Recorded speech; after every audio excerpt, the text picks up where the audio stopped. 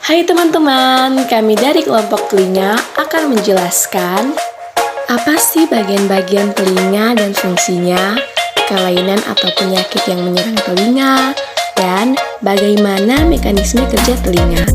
Mari teman-teman kita simak penjelasan berikut. Bagian-bagian pada telinga. Yang pertama malleus, kedua incus, ketiga stapes, keempat cochlea, kelima saluran tengah lingkaran, keenam saraf pendengar, ketujuh membran timpani, 8 saluran telinga dalam, ke-9 saluran eustachius, dan ke-10 jendela oval. Lalu berikutnya fungsi dari bagian-bagian telinga. Yang pertama ada malleus, incus, dan stapes. Fungsinya menerima getaran suara dari gendang telinga ke telinga bagian dalam. Lalu ada cochlea. Fungsinya penerima sinyal getaran suara. Lalu saluran tengah lingkaran. Fungsinya untuk mengetahui posisi tubuh atau dia sebagai alat keseimbangan. Lalu syaraf pendengar. Fungsinya mengumpulkan semua data pendengaran yang diterima untuk dikirim ke otak. Lalu ada membran timpani atau gendang telinga. Fungsinya pelindung telinga bagian tengah dari bakteri, air, dan benda asing yang masuk. Lalu ada saluran telinga dalam. Fungsinya untuk menangkap dan mencegah debu atau hewan kecil yang masuk.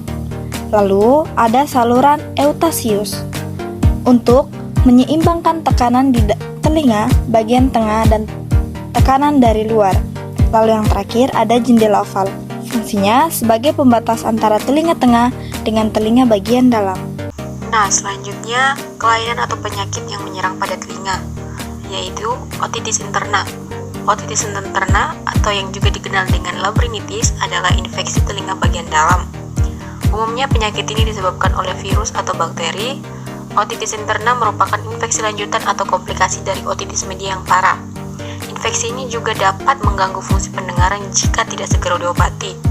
Beberapa gejala yang terjadi pada infeksi ini, yang pertama, pusing, kehilangan keseimbangan, telinga berdenging, rasa sakit pada telinga bagian dalam, muntah, bahkan sampai kehilangan pendengaran. Yang selanjutnya itu hilang pendengaran. Hilang pendengaran merupakan kondisi yang menyulitkan Anda untuk mendengar ucapan orang lain dan suara-suara lainnya. Ada berbagai jenis kondisi hilang pendengaran, mulai dari yang ringan sampai yang berat. Ada yang bersifat sementara dan ada pula yang bersifat permanen. Berikut beberapa jenis gangguan pendengaran. Yang pertama, gangguan proses auditory, yaitu bila otak tidak dapat memproses suara.